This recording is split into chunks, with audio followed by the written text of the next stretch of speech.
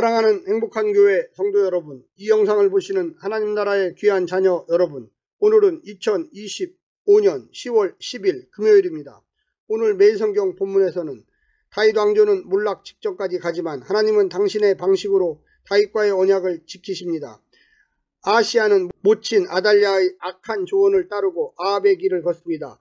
북이스라엘 왕 요람과 동맹을 맺고 길르앗 라못 전쟁에 참전했고 부상한 요람을 병문안하다가 예후에게 죽임을 당합니다. 이 소식을 들은 아달랴는 분노하여 남은 다윗 자손을 모두 제거했습니다. 그러나 하나님은 요아스를 살려 두심으로써 왕조의 등불을 이어가십니다.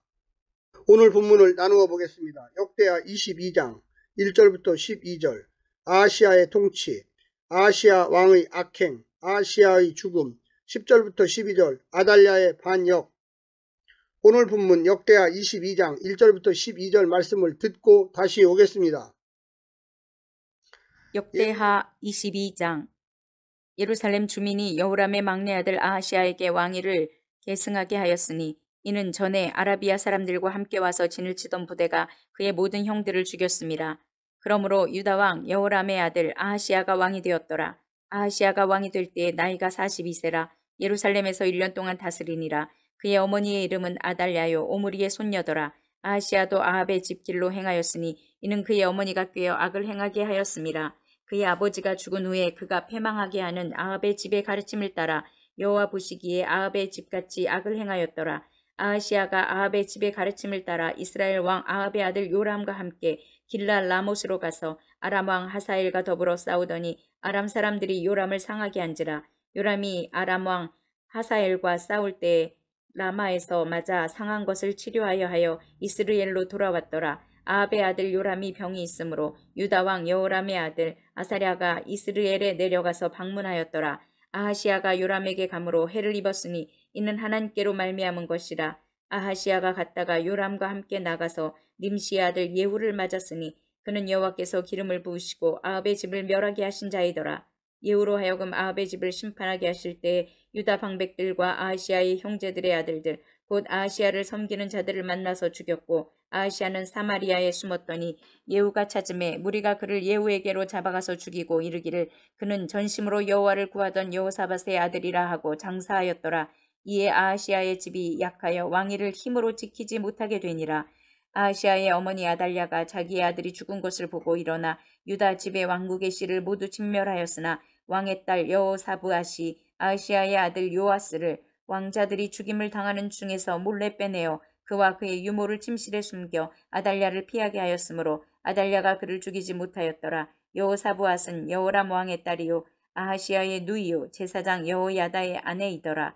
요아스가 그들과 함께 하나님의 전에 6년을 숨어 있는 동안에 아달랴가 나라를 다스렸더라.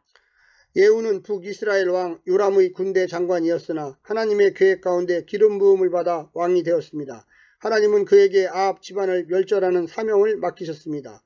이에 그는 이스라엘에서 요양 중이었던 요람과 그를 방문한 유다 왕 아하시야를 죽였고 아합의 아내 이세벨도 제거했습니다. 이어 사마리아로 가서 아합의 아들 70명을 참수하고 아합 집안의 고관과 친지들을 모두 제거했습니다. 또 바알 숭배를 뿌리 뽑기 위해 선지자들과 숭배자들을 한자리에 모아 몰살했습니다.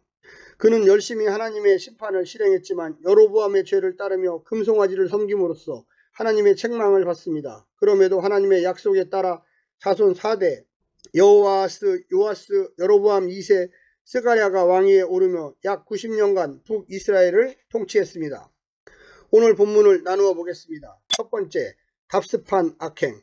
여호람이 병에 걸려 죽은 것을 보고도 아하시야는 아합 집안의 악 영향에서 벗어나지 못했습니다. 아버지의 멸망에서 교훈을 얻지 못한 채 아합의 딸은 어머니 아달랴의 영향에서 벗어나지 않았습니다. 아하시야가 막내임에도 왕이 될 수 있었던 것은 아라비아 사람들이 침략해 왔을 때 그의 형들을 모두 죽였기 때문입니다. 그는 은혜로 겨우 살았는데도 어리석게 하나님을 버리고 아합의 길을 행합니다. 의를 따라 주체적으로 서는 신앙이 아니면 쉽게 불의를 답습하게 됩니다. 영적 조건과 환경을 탓하기보다 자기 선택과 행동에 책임지는 태도로 살아야만 하겠습니다. 두 번째는 갑작스러운 죽음. 남유다의 왕 아하시야는 북이스라엘 왕 요담과 함께 길르앗 라못에 올라가 아람의 하사엘과 맞서 싸웁니다. 여호사밧과 아합이 성취하지 못한 요충지 탈환을 시도한 것입니다. 하지만 요람은 심각한 부상을 입고 치료를 받으려고 이스라엘로 돌아옵니다. 이에 아사랴는 병문안을 위해 방문하지만 뜻밖의 예후 군대를 만나 죽임을 당합니다. 하지만 하나님을 온 마음으로 찾았던 여호사밧의 자손이라는 이유로 가까스로 장사는 치르게 해줍니다. 왕과 형제들, 친족들이 몰살당한 관계로 유다 왕식은 급속히 약화됩니다. 하나님을 찾지 않았기에 왕위를 지키지 못했습니다. 마지막 세 번째는 두 여자의 선택. 유일한 아들 아시아마저 죽자 아달랴가 나라를 다스립니다. 바알의 딸이 여호와 하나님 나라의 왕이 된 것입니다. 북쪽에서는 아합 가문이 전멸했지만 아달랴는 이 작은 불씨를 갖고 다시 하나님 나라를 불지르려 합니다. 유다 왕국의 모든 씨마저 진멸하고 바알 숭배의 나라로 만들려고 했지만 기적적으로 아시아의 혈육 한 사람 요아스가 성전에 숨어 6년을 보냅니다. 손자들을 죽여서라도 욕망을 채우려 하는 여자와 위험을 무릅쓰고 조카를 숨겨 다윗의 위를 이으려는 한 여자 여호사밧이 극명히 대비됩니다. 사랑하는 성도 여러분, 오늘 하루도 승리하시고요. 하나님의 놀라운 축복과 은혜가 늘 함께하기를 간절히 바랍니다. 샬롬.